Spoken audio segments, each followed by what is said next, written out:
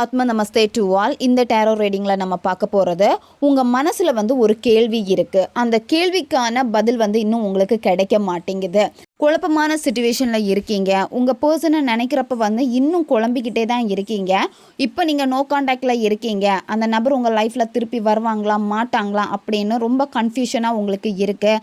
சில நேரம் வருவாங்கன்னு தோணுது, சில நேரம் வரமாட்டாங்கன்னு தோணுது, இல்லை எப்போ வருவாங்க, இந்த மாதிரி கன்ஃபியூஷனாக ரொம்ப இருக்குது. அப்படின்னா இந்த டேரோ ரீடிங் வழி நீங்கள் இதுக்கான பதிலை தெரிஞ்சுக்கொள்ள முடியும். அந்த நபர் உங்கள் லைஃப்பில் வரமாட்டாங்களா இல்லையா? எஸ் ஆர் நோ ரீடிங் இது ஒரு டைம்லெஸ் ரீடிங் தான். எப்போ இந்த வீடியோ உங்கள் கண்ணில் படுதோ இந்த பிரபஞ்சம் உங்களுக்கான மெசேஜை உங்களுக்கு கொடுக்கும். இதில் 2 பைல் இருக்குது. First file number 1, 2, 3. Second file number 7, 8, 9.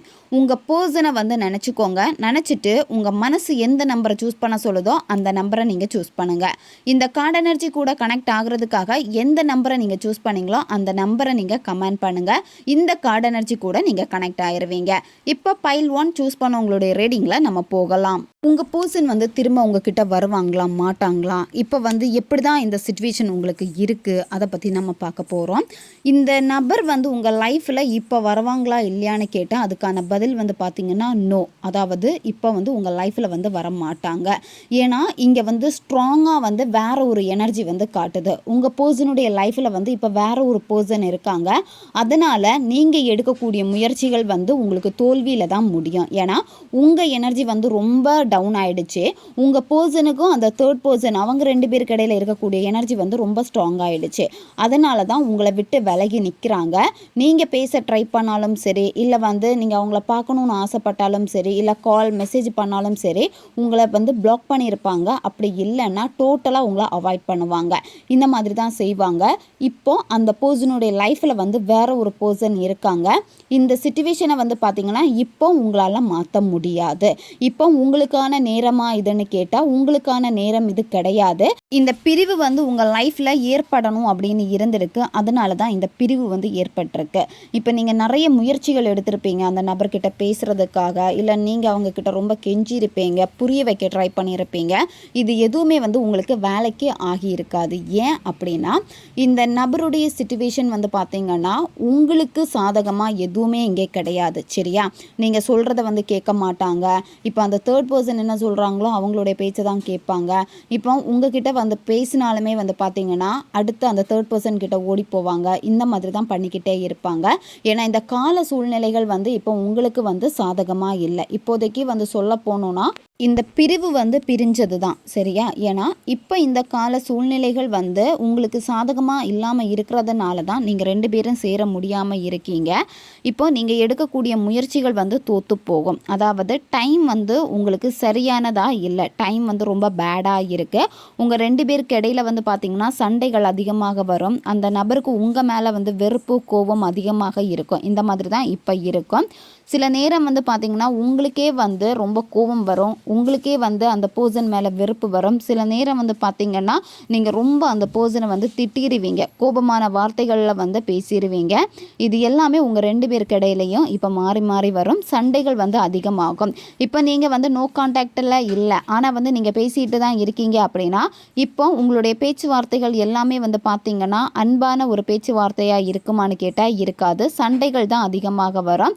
அடிக்கடி சண்டை போட்டு பேசாமல் இருக்கிறது, பிளாக் பண்ணுறது, திருப்பி பேசுறது, இந்த மாதிரி தான் பிரச்சனைகள் தான் உங்களுக்கு வரும். இதனால் இப்போ உங்களுக்கு மன நிம்மதி இருக்காது. நீங்கள் இப்போ நினைக்கிறது உங்கள் நபர் உங்ககிட்ட பேசணும் அப்படின்னு நினைக்கிறீங்க. ஸ்டார்டிங்கில் இருந்த மாதிரி அவங்க உங்ககிட்ட இருக்கணும்னு நீங்கள் ஆசைப்படுறீங்க. ஆனால் அது இப்போ உங்களுக்கு சாதகமாக இங்கே இல்லை. அப்படியே ஆப்போசிட்டாக தான் இருக்குது. சரியா? நீங்கள் ஆசைப்பட்ட அந்த அன்பு பாசம் எல்லாமே இப்போ அந்த தேர்ட் பர்சனுக்கு கிடச்சிக்கிட்டே இருக்குது. தேர்ட் பர்சன் கரெக்டாக உங்கள் பர்சனை ஹேண்டில் பண்ணுறாங்க. சரியா? எப்படி வச்சுக்கணுமோ அந்த மாதிரி நல்லா தெரிஞ்சு வச்சுருக்காங்க. அதனால தான் பார்த்தீங்கன்னா உங்கள் பர்சன் அவங்களுக்கு ரொம்ப அடிக்டடாக இருக்காங்க. இதில் ஒரு சிலர் என்ன பண்ணியிருக்காங்க அப்படின்னா பிளாக் மேஜிக்னால அஃபெக்ட் ஆகியிருக்காங்க. தேர்ட் பர்சன் உங்ககிட்ட இருந்து அவங்கள பிரிக்கிறதுக்காகவே பிளாக் மேஜிக் பண்ணி அவங்கள அவங்க கூட வச்சுருக்காங்க. அதனாலே பார்த்தீங்கன்னா உங்கள் மேலே உங்கள் பர்சனுக்கு அந்த அன்பு இல்லை, வெறுப்பு தான் இருக்குது. சில நேரம் உங்களே மறந்துருப்பாங்க. சரியா? உங்ககிட்ட பேசுகிறப்ப கூட யாரோ மாதிரி தான் பேசுவாங்க. உங்களுக்கே தோணும் பழைய மாதிரி இல்லை இவங்க அப்படின்னு சொல்லிட்டு. ஏன்னா அவங்களுடைய மைண்ட் செட் எல்லாமே அந்த தேர்ட் பர்சன் தான் இப்போ இருக்கு. இருக்காங்க. இந்த சிச்சுவேஷன் வந்து பார்த்திங்கன்னா உங்களுக்கு சாதகமாக இப்போதைக்கு இல்லை. ஆனால் இந்த சேஞ்ச் வரப்போ, அதாவது இப்போ இருக்கக்கூடிய இந்த நெகட்டிவிட்டி அது மட்டும் இல்லாமல் அந்த கால சூழ்நிலைகள் வந்து அந்த பேடான ஒரு சிச்சுவேஷன் வந்து மாறுறப்போ, கொஞ்சம் நல்ல டைம் வந்து வரப்போ வந்து உங்ககிட்ட உங்கள் பர்சன் வந்து பேசுவாங்க. இப்போதைக்கு வாய்ப்பில்லை. இப்போ பிளாக் மேஜிக்னால அஃபெக்ட் ஆகி இருக்கிறப்போ, இந்த பிளாக் மேஜிக்னால தான் இப்போ அவங்க வந்து கண்ட்ரோலாக இருக்காங்க அந்த பர்சன் கிட்ட. அப்போ இந்த பிளாக் மேஜிக் மாறினா மட்டும்தான் உங்ககிட்ட வருவாங்க. உங்களுடைய சிந்தனை அவங்களுக்கு வரும். இப்போ உங்கள் பர்சன் கிட்ட நீங்கள் என்ன பேசினாலும் சரி, அது வேலைக்கு ஆகாது. நீங்கள் போராட்டங்களில் தான் இருந்துக்கிட்டே இருப்பீங்க. அதாவது இந்த லைஃப் வந்து எனக்கு இப்போ கிடைக்குமா இல்லையா, குழப்பங்கள், சில போராட்டங்கள், இந்த வாழ்க்கையிலே ஒரு போராட்டம், அந்த மாதிரி எல்லாமே உங்களுக்கு தோண ஆரம்பிக்கும். இந்த பிளாக் மேஜிக் வந்து பார்த்திங்கன்னா உங்களையும் அஃபெக்ட் பண்ணும். சரியா, உங்களுக்கும் சேர்த்து தான் அவங்க வந்து பண்ணியிருக்காங்க. அதனால தான் வந்து பார்த்திங்கன்னா உங்களுக்கு வந்து ஏக்கங்கள் வந்து அதிகமாகும். உங்கள் பர்சனுடைய ஏக்கம் அதிகமாகும். ஆனால் அவங்க வந்து ஹாப்பியாக இருக்காங்க. ஆனால் நீங்கள் வந்து ஹாப்பியாக இருப்பீங்களான்னு கேட்டால் நீங்கள் வந்து ஹாப்பியாக இருக்க மாட்டீங்க. ஏன்னா உங்களுக்கு மன நிம்மதி இருக்காது. தேவையில்லாத தலைவலி அதிகமாக இருக்கும். தேவையில்லாத வந்து சிந்தனைகள் வந்து உங்களுக்கு அதிகமாக இருக்கும். இந்த மாதிரி தான் நிம்மதியான தூக்கம் இருக்காது. உங்களுக்கு மனபாரம் அதிகமாக இருக்கும். கவலைகள் அதிகமாக உங்களுக்கு வரும். தேவையில்லாத சிந்தனைகள் எப்போவுமே வந்து பார்த்திங்கன்னா ஏதோ ஒரு பாரமாக மனசு இருக்கிற மாதிரியே இருக்கும். எதுலேயுமே வந்து ஃபோக்கஸ் இல்லாமல் இருக்கும். நீங்கள் செய்யக்கூடிய வேலையில் ஃபோக்கஸ் இல்லாமல் இருக்கும். அதாவது சோம்பேறித்தனமாக நீங்கள் இருப்பீங்க. சரியா, எனக்கு என்ன பண்ணுறதுன்னு தெரியலை அப்படின்னு சொல்லிட்டு ஒரு வழி இல்லாத மாதிரி தலையை பிச்சுக்கிட்டு இருக்கிற மாதிரி இருக்கும். ஸோ இந்த மாதிரி சிச்சுவேஷனில் தான் நீங்கள் இருப்பீங்க. இந்த சூழ்நிலைகள் வந்து பார்த்திங்கன்னா உங்களுக்கு பேடாக இருக்குது. ஆனால் நீங்கள் செய்ய வேண்டியது என்ன அப்படின்னா, நீங்கள் வந்து எப்போவுமே ஃபோக்கஸ்டாக இருக்கணும். உங்களுக்கு என்ன வேணுமோ அதில் மட்டும் ஃபோக்கஸ்டாக இருங்க. இப்போ நீங்கள் செய்ய வேண்டியது உங்களுடைய வேலைகளில் நீங்கள் கவனம் செலுத்துங்க. இப்போ உங்களுடைய நடைமுறை வாழ்க்கை இப்போ உங்களுக்கு எப்படி இருக்கோ, காலையில் எந்திக்கிறீங்க, அதுக்கப்புறமா உங்களுக்கு என்னென்ன வேலைகள் இருக்கோ அந்த வேலைகளை மட்டும் நீங்கள் வந்து கவனம் செலுத்த ஆரம்பிங்க. அது மட்டும் இல்லாமல் உங்களுடைய டெய்லி ரொட்டீனில் மட்டும் நீங்கள் வந்து ஃபோக்கஸ் பண்ணால் போதும். இப்போ நீங்கள் உங்கள் பர்சனை கேர் பண்ணுறதை விட்டுட்டு உங்களை நீங்கள் கேர் பண்ண ஆரம்பிக்கணும். ஏன்னா இப்போ வந்து நீங்கள் வந்து ஸ்டேபிளாக இல்லாமல் இருக்கீங்க.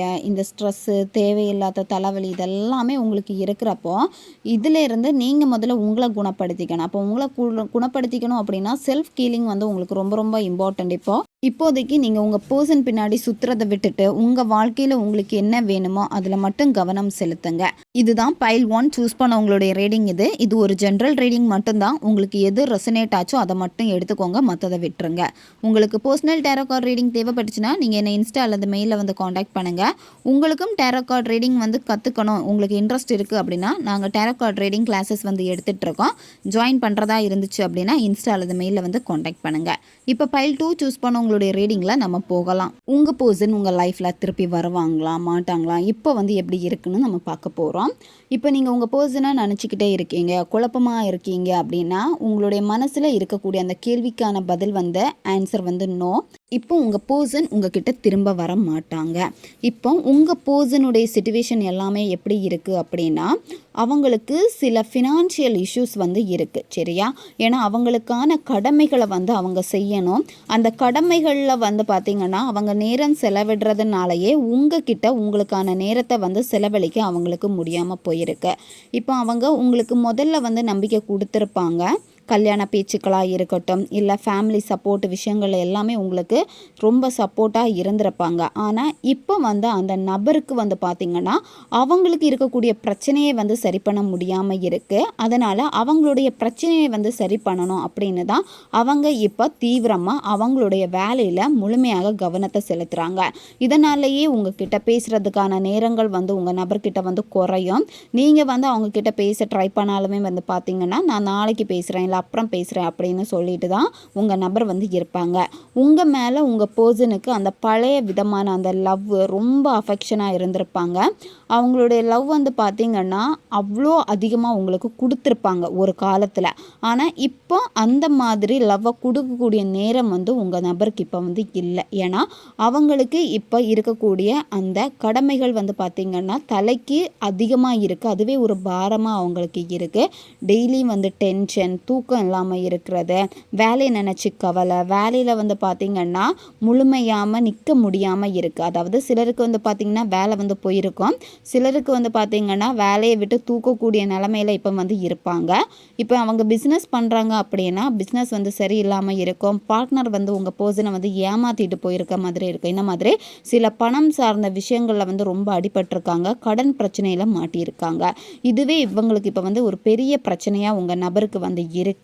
உங்கள் நபருக்கு வந்து இப்போ நிம்மதி இல்லாமல் பணத்துக்காக அங்கேயும் இங்கேயும் அலைஞ்சிக்கிட்டே இருக்காங்க, ரொம்ப ஓடிக்கிட்டே இருக்காங்க. லைஃப்பில் வந்து இருக்கக்கூடிய பிரச்சனைகளை சரி பண்ணணும் அப்படின்னு புதுசாக இப்போ தான் வந்து ஜாபுக்கு வந்து ஜாயின் பண்ணியிருப்பாங்க. அல்லது சில நபர்கள் வந்து எப்படின்னா இப்போ தான் பிஸ்னஸ் வந்து ஸ்டார்ட் பண்ணியிருப்பாங்க, இப்போ தான் அவங்க ஸ்டார்ட் பண்ணியிருப்பாங்க. இப்போ நீங்கள் வந்து உங்கள் நபர்கிட்ட கல்யாண பேச்சுக்கள் ஏதாவது பேசினாலும் சரி, இல்லை வந்து நம்ம வெளியே போகலாம், இல்லை வேறு ஏதாவது நீங்கள் பேசினாலுமே உங்கள் நபர் வந்து இப்போ உங்களை மீட் பண்ணக்கூடிய நிலமையிலையும் இல்லை, உங்களை மேரேஜ் பண்ணக்கூடிய நிலமையிலையும் இல்லை. சரியா? இப்போ நீங்கள் கல்யாண பேச்சுக்கள் எடுத்தால் உங்கள் நபர் சொல்கிறது, நான் வந்து இன்னும் செட்டில் ஆகலை, எனக்கு கடமைகள் அதிகமாக இருக்குது, எனக்கு வீட்டு பிரச்சனையும் அதிகமாக இருக்குது. இப்போ வீட்டில் இவங்க மட்டும்தான் அப்படின்னா மொத்த குடும்ப பொறுப்பையும் வந்து பார்த்திங்கன்னா இவங்க தான் வந்து ஏற்றுக்கிற மாதிரி இருக்கும். சரியா? அவங்களுடைய குடும்பத்துக்கு வந்து இவங்க தான் பணம் எல்லாமே வந்து கொடுக்குற மாதிரி இருக்குது. அதாவது இவங்க தான் அவங்க ஃபேமிலியை வந்து பார்த்துக்கிற மாதிரி இருக்குது. அதனால தான் இவங்கக்கிட்ட இப்போ வந்து பார்த்திங்கன்னா ஒரு சேவிங் இல்லாமல் இருக்குது, நிறைய பணத்தை வந்து இழந்திருக்காங்க உங்கள் நபர். இப்போ வந்து பார்த்திங்கன்னா ஒரு இடத்துல வந்து உங்கள் நபர் வந்து நிலையாக இருக்கிறது இல்லை, வேலை சார்ந்த விஷயங்களை ஓடிக்கிட்டே இருக்காங்க, ஃபேமிலி சார்ந்த விஷயங்களை ஓடிக்கிட்டே இருக்காங்க.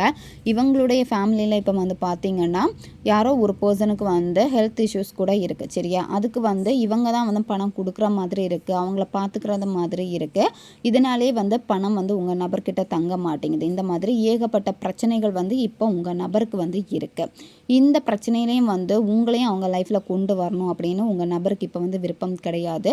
ஏன்னா அவங்களுக்கு உங்கள் மேலே வந்து அந்த லவ் அட்ராக்ஷன் இருக்கான்னு கேட்டால் இருந்து, ஆனால் இப்போ வந்து அது இல்லைன்னா அது முழுமையாக இல்லை அப்படின்னு சொல்ல முடியாது, இருந்ததை விடையுமே வந்து கம்மியாக இருக்குன்னு தான் சொல்லலாம். அப்படின்னா உங்ககிட்ட பேசுவாங்க, நார்மலாக ஒரு ஃப்ரெண்டாக பேசுவாங்க, இல்லை எப்போவாவது அவங்களுடைய ஃபீலிங்ஸை வந்து ஷேர் பண்ணுவாங்க, ஆனால் டெய்லியுமே பேச மாட்டாங்க, உங்களுக்கு பெருசாக வந்து இம்பார்ட்டன்ட் கொடுக்க மாட்டாங்க. ஏன்னா இப்போ வந்து அவங்க உங்களை யோசிக்கக்கூடிய நிலையில் அந்த இடத்துல உங்கள் நபர் வந்து இப்போ இல்லை.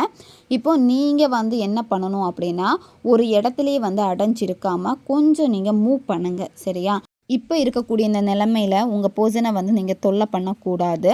அவங்கக்கிட்ட போய் பேசுகிறதோ இல்லை மெசேஜ் பண்ணுறதோ இல்லை என்கிட்ட பேசு அப்படின்னு சொல்கிறதோ இது எதுவுமே நீங்கள் செய்யாதீங்க. உங்கள் பர்சன் உங்களை காண்டாக்ட் பண்ணால் மட்டும் நீங்கள் பேசுங்க, மற்றபடி அவங்களுக்கு வந்து ரொம்ப தொல்லை கொடுக்காதீங்க. அப்படி நீங்கள் தொல்லை கொடுத்தீங்க அப்படின்னா உங்களை டோட்டலாக வந்து பிளாக் பண்ணி வைப்பாங்க, பேச மாட்டாங்க. அதுவே வந்து அவங்களுக்கு ஒரு இரிட்டேட்டடாக இருக்கும், உங்கள் மேலே கோபம் வெறுப்பை வந்து ஏற்படுத்தும். அப்படி நீங்கள் செய்ய வேண்டாம். இப்போ உங்கள் பர்சன் வந்து பிளானிங் வந்து பார்த்திங்கன்னா வெளி இடத்துக்கு போகணும், ஃபாரின் போகணும், அந்த மாதிரி ஒரு பிளானிங்கும் வந்து உங்கள் பர்சன்கிட்ட இப்போ இருக்குது. இப்போ உங்கள் பர்சன் வந்து ஃபாரினில் இருக்காங்க அப்படின்னா கூடிய சீக்கிரத்திலே வந்து பார்த்திங்கன்னா அவங்களுடைய ஊருக்கு வர்றதுக்கான வாய்ப்பும் வந்து இங்கே காட்டுது. சரியா? உங்கள் நபருடைய லைஃப்பில் வந்து பார்த்திங்கன்னா இப்போ வந்து ரொம்ப டென்ஷனாக இருக்குது, நிம்மதி இல்லாமல் இருக்குது, ரொம்ப சோகமாக இருக்காங்க. ஆனால் அந்த சோகத்தை வந்து பெருசாக வெளிப்படுத்த மாட்டாங்க. இப்போ நீங்கள் வந்து ஏதாவது கேட்டால் கூட அதுக்கான பதில் வந்து ப்ராப்பராக உங்களுக்கு வந்து தர மாட்டாங்க. உங்கள் நபர் வந்து அவங்களுடைய சிச்சுவேஷனை எல்லாமே உங்கள்கிட்ட எடுத்து சொல்லியிருப்பாங்க. சில நேரம் உங்கள் பர்சனுடைய வாயிலிருந்தே வரும், நீ வந்து வேறு மேரேஜ் பண்ணு, வேறு உன் லைஃப்பை பாரு அப்படின்னு சொல்லிட்டு சில நேரம் அவங்கள சொல்லியிருப்பாங்க. ஆனால் அந்த வார்த்தை வந்து பார்த்திங்கன்னா அவங்களுடைய மனசில் இருந்து வந்துதான்னு கேட்டால் 90% அவங்களுடைய மனசில் இருந்து தான் சொல்லியிருக்காங்க. ஆனால் அதில் வந்து உங்களை வந்து விட்டு கொடுக்கவும் முடியாமல் தான் இருக்குது. ஆனால் இருந்தாலுமே வந்து உங்களை விட்டு கொடுக்கணும், வேறு வழி இல்லை, இருக்கக்கூடிய சிச்சுவேஷன் இந்த மாதிரி இருக்கே, அப்படி தான் உங்கள் நபர் வந்து இப்போ இருக்காங்க. இப்போ நீங்கள் வந்து உங்கள் பர்சனுக்காக எல்லாத்தையுமே இழந்து நிற்கிறீங்க அப்படின்னு உங்கள் பர்சனை வந்து திட்டிக்கிட்டு இருக்கீங்க. அதாவது இவங்களுக்காக தான் வெயிட் பண்ண, இவங்க இப்படி பண்ணிட்டாங்களே அப்படின்னு சொல்லிட்டு. ஆனால் சூழ்நிலைகள் எல்லாமே வந்து பார்த்திங்கன்னா இப்போ இந்த மாதிரி தான் இருக்குது, உங்களுக்கு ஃபேவராக இந்த சிச்சுவேஷன் இப்போ இல்லை. அதனால் இப்போ நீங்கள் சோகமாக இருக்கீங்க அப்படின்னா அப்படி இருக்காமல் நீங்கள் அடுத்து அந்த இடத்துலேருந்து மூவ் பண்ணுங்கள். இப்போ உங்கள் பர்சனை விட்டு கொஞ்சம் நீங்கள் விலகி நில்லுங்க, விலகி நின்றுட்டு அடுத்து என்ன பண்ணுறது அப்படின்னு பாசிட்டிவாக நீங்கள் யோசிங்க. இதுதான் பைல் 2 சூஸ் பண்ண உங்களுடைய ரீடிங். இது ஒரு ஜென்ரல் ரீடிங் மட்டும்தான், எது ரெசனேட் ஆச்சோ அதை மட்டும் எடுத்துக்கோங்க, மற்றதை விட்டுருங்க. உங்களுக்கு பர்சனல் டேரோ கார்ட் ரீடிங் தேவைப்பட்டுச்சுன்னா நீங்கள் என்னை இன்ஸ்டா அல்லது மெயிலில் வந்து காண்டாக்ட் பண்ணுங்கள்.